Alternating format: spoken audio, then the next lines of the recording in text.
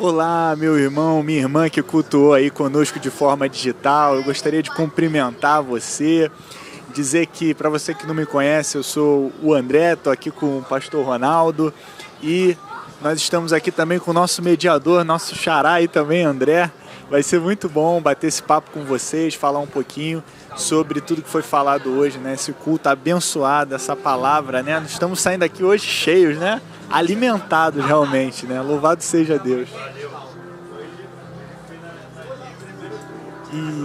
E é muito bom, né, pastor, estar junto aqui, recebendo tudo isso, né? Como é que o que você achou aí de tudo que a gente compartilhou hoje?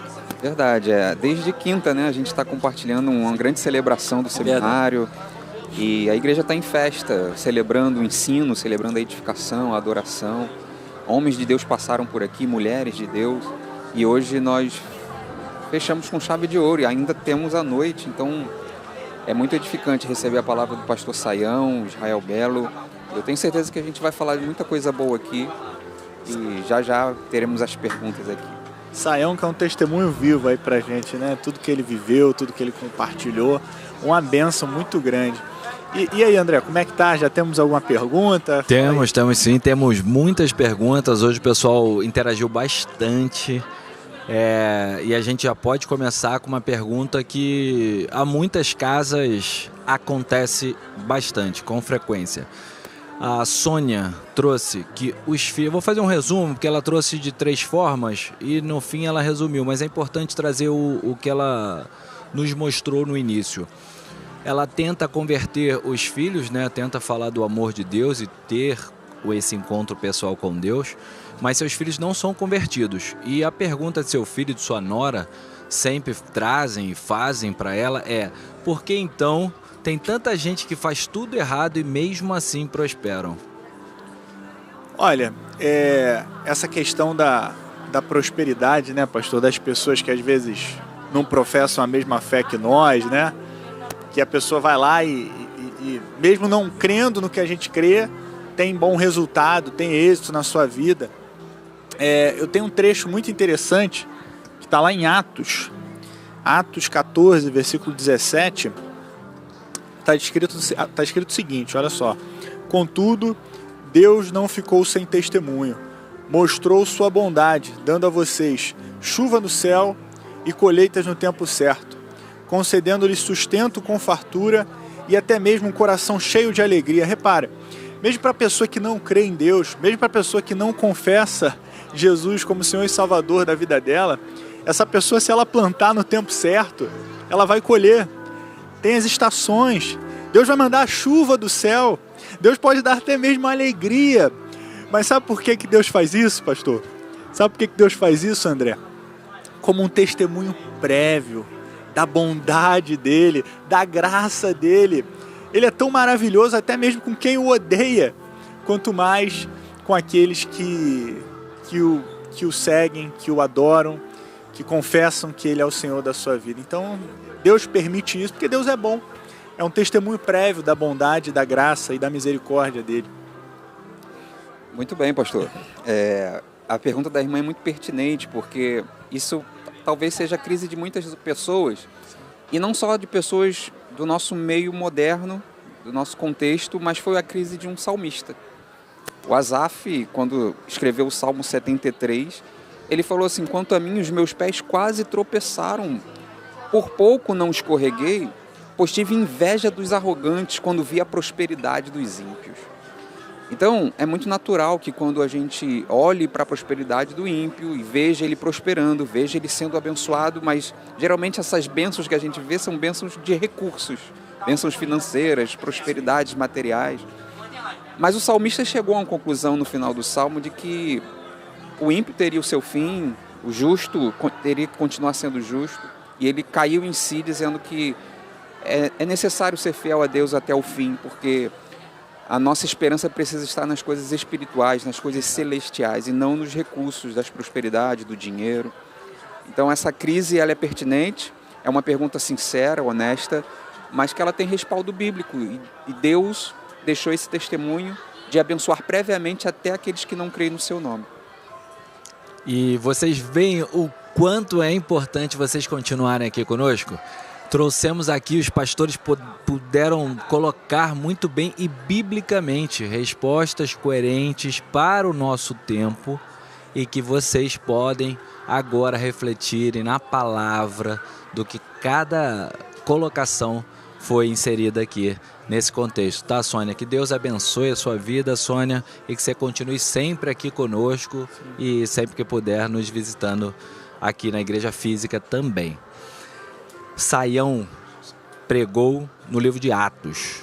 E aí a pergunta da Maria foi: o modelo de Atos, a gente consegue, ainda devemos esperar hoje fazê-lo da mesma forma?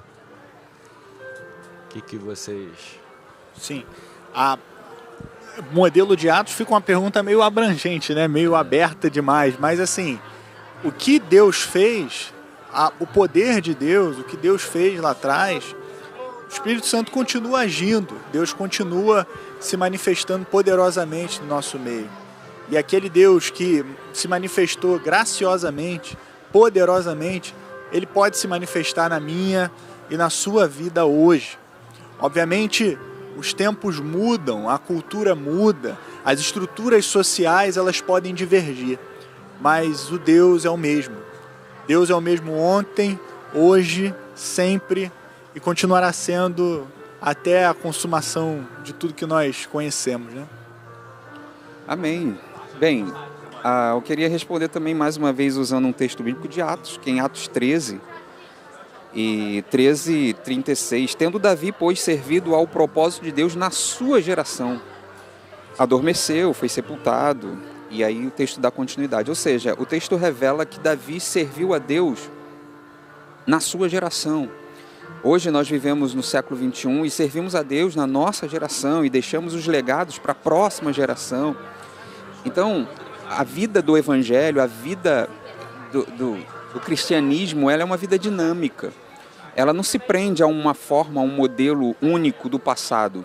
A igreja de Atos, ela foi importante no seu início, ela teve sua forma, seu conteúdo, mas o seu propósito era global, como o pastor Saião falou.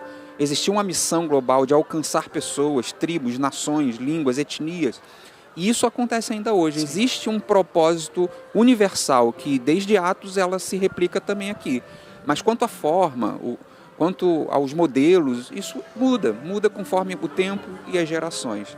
Mas nós tentamos sempre refletir aquilo que a Bíblia ensina em Atos 2, né?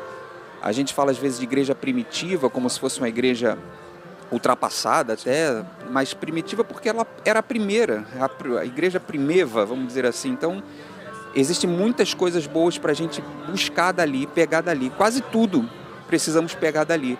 Mas existem formas e conteúdos e modelos diferentes que a gente vai aplicando da nossa modernidade. E pastor, foi muito feliz trazendo aqui Atos 13, 36, não é isso? E eu até continuo a leitura que diz: servido ao propósito de Deus na sua geração, adormeceu, foi sepultado com os seus antepassados e o seu corpo se decompôs.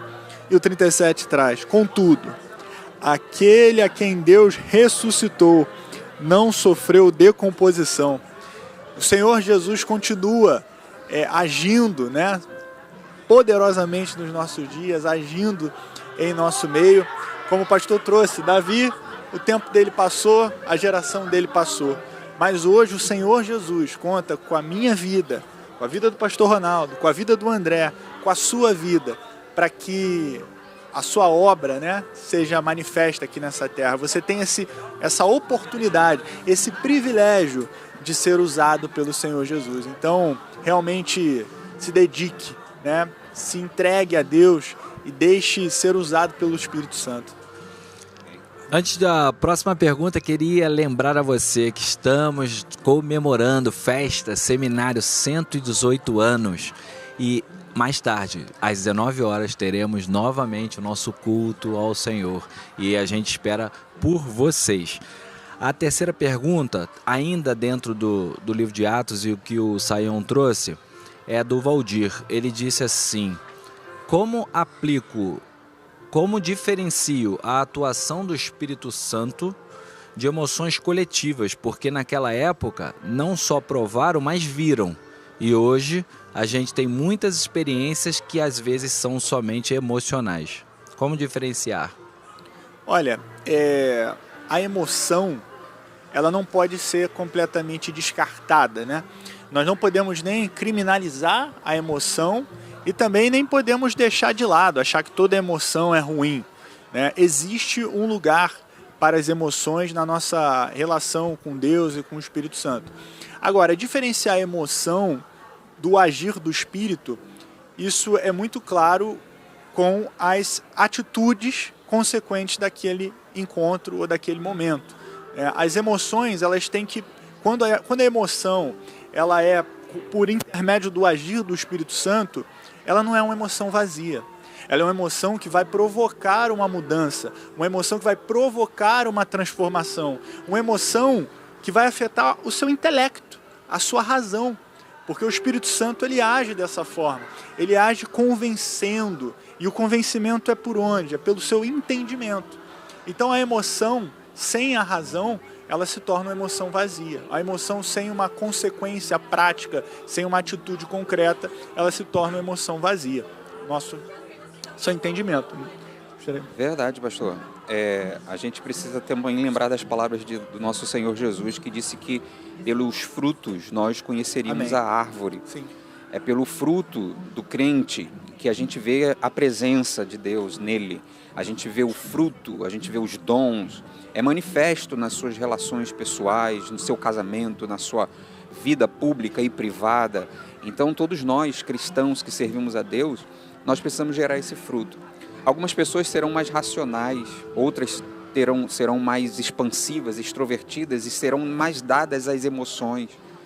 Mas em tudo nós percebemos que a presença de Deus, ela precisa ser manifesta no fruto, no serviço, na vida comunitária. E aí o pastor Sayão trouxe justamente as características de uma igreja relevante. Não é uma igreja da instituição, é a gente olhar para o espelho e falar tudo isso aqui que o pastor falou. É uma igreja que se preocupa com a missão global. Sim.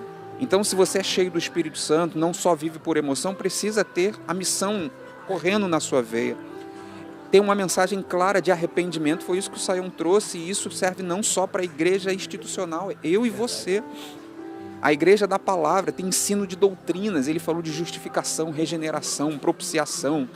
Ou seja, precisamos ensinar a palavra, e uma igreja que ensina é uma igreja cheia do Espírito Santo, independente de se você vai dar vazão às suas emoções ou não, mas que você precisa ser bíblico antes de tudo. O poder do Espírito, a vida em comunidade, vai haver sofrimento, perseguição, mas também vai haver celebração e alegria, e culmina no amor. Então, se a gente consegue viver tudo isso, nós estamos vivendo dentro da presença de Deus. Eu sou introvertido, o André talvez é mais extrovertido. Talvez ele dê mais vazão à emoção, eu talvez menos, mas em tudo Deus é glorificado. É isso aí. Amém. Antes de entregar as considerações finais e pedir para o pastor André fazer uma oração, eu queria novamente lembrar, culto hoje às 19 horas, não percam, vai ser uma bênção com certeza, com todos esses pastores que aqui estão, tá bom? Foi muito bom estar com vocês e considerações finais, pastores. Amém. Fala aí. Que você tenha uma tarde abençoada, um almoço em família e que você retorne aqui conosco às 19 horas, porque a festa ainda continua. Amém. Louvado seja Deus. Vamos orar? Senhor, nós te louvamos e te agradecemos, ó Deus, porque a tua presença é real. Nós vemos, Pai, e contemplamos o teu agir aqui nessa manhã. Pai, nós te louvamos, te exaltamos, te engrandecemos. Entregamos tudo que foi dito, que foi falado, que foi vivenciado aqui nesse lugar aos teus pés, Senhor. E oramos para que o Senhor continue conosco. Pai, continua com a gente, nós precisamos da Tua presença no nosso meio, nós precisamos ser cheios do Teu Espírito Santo. Então enche, Pai, enche cada um que está acompanhando essa videoconferência, essa chamada até o momento. Quem está com a gente na Igreja Digital, enche do Teu Espírito Santo, enche os meus irmãos que aqui estão, enche do Teu Espírito Santo aqueles que vieram aqui essa manhã e que estarão conosco ao longo do dia, Senhor. Continua nos ajudando, nos direcionando, nos inspirando a ser uma igreja relevante, uma igreja segundo o Teu coração e com líderes e pastores segundo o Teu coração. Nos ensina, Pai, a Te amar cada dia mais. Essa é a nossa oração em nome de Jesus. Amém e graças a Deus. Amém.